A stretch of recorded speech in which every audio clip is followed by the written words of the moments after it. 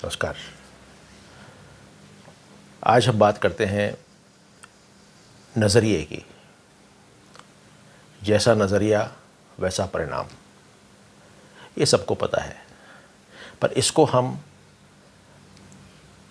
हमारे संदर्भ में, हमारे जो मार्ग है उस संबंध में इसकी क्या इम्पोर्टेंस है, उस पे हम विचार करेंगे। हम एक कहानी से शुरू करते हैं जो कि बहुत समय पहले मेरे मित्र ने सुनाई थी और मैं उसको कभी नहीं भूलता हूँ। काफ़ी हद तक उसने मेरा भी नज़रिया बदला। ये कहानी जो थी वो एक कोई शू कंपनी थी, रीबॉक या कोई नाइक, कोई ऐसी कंपनी थी। उनको अपना मार्केट एक्सपेंड करना था अफ्रीका में। और जब उन्होंने एक अपनी सर्वे टीम भेजी तो उसका फीडबैक आया कि भाई वहाँ तो खाने के लिए नहीं, लोगों के पास जूते कैसे पहनेंगे, so there is no market.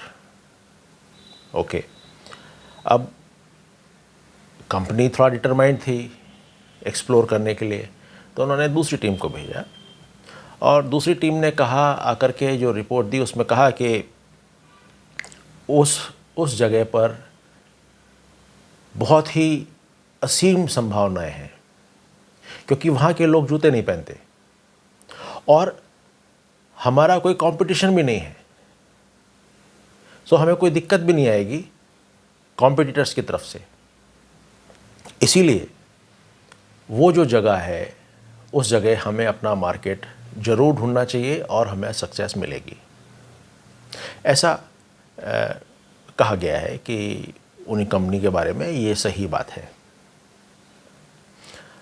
मगर सही हो ना हो, मगर इन चीज़ों से हमको ये पता चलता है कि नज़रिए से परिणाम में कितना बड़ा फ़र्क आ जाता है। ठीक वैसे ही जब हम अपने आप को मुक्ति के मार्ग पे चलने की इच्छा रखते हैं तो ऐसा समझ में आता है कि जो हमारी पास्ट पुरानी जो हमारी प्रवृत्तियां हैं, जो हमारे रिपीटेटिव एक्शंस हैं, हम जो एक्शंस जो हैं वो हम सालों से करते आए हैं, हमारी जो धारणाएं रही हैं अब तक, वो चीज़ें हमारे रास्ते में आती हैं।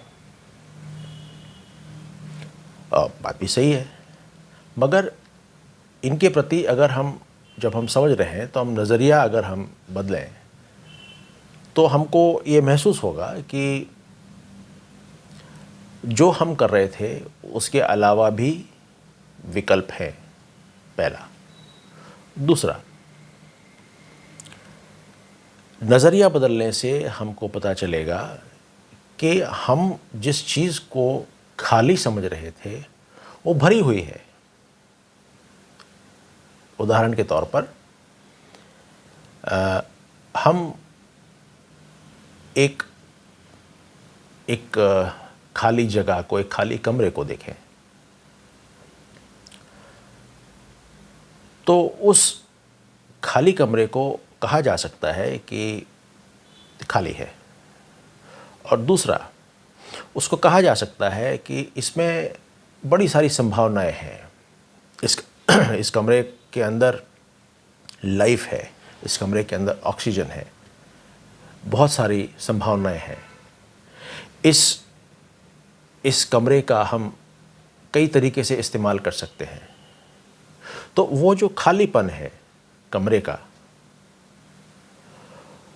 उसको या तो हम खालीपन की तरह देखें और रिजेक्ट कर दें, और या उसको हम एक असीम संभावनाएं की तरह देखें और उसको इस्तेमाल करें।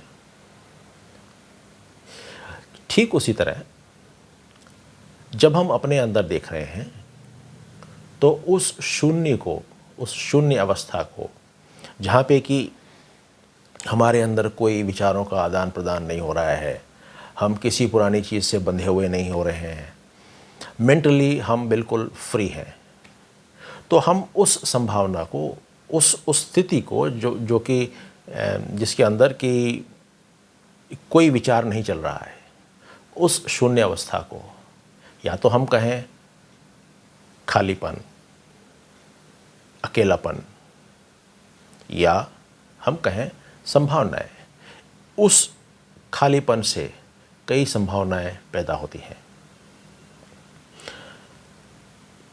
दिक्कत हमें वहाँ आती है जहाँ पे कि हम हर सिचुएशन को, हर समय को एक एक्टिविटी मोड में ही रह करके देखना चाहते हैं। अगर एक्टिविटी नहीं है तो खराब है, अगर विचारों का आदान प्रदान नहीं है तो खराब है। ये एक नज़रिया है। दूसरा नज़रिया हम अभी बात कर रहे हैं, शून्यता, विचारों का ना होना, शून्यता। यहीं से असीम संभावनाएं जागृत होती हैं, यहीं से, शून्यावस्था से ही हमारी मुक्ति का मार्ग निकलता है। इस पे विचार करें, आगे हम और बातें इस संदर्भ में करेंगे। एक मेरे मित्र का कमेंट सेक्शन में एक निवेदन था कि भाई आप हिंदी में वीडियोस बनाएं। बिल्कुल, मैं कोशिश करूंगा कि हिंदी इंग्लिश दोनों में हम अब से वीडियोस बनाएं। शुक्रिया, इसी तरह से फीडबैक देते रहिए और हम इसको और इम्प्रूव करते रहेंगे। Thank you.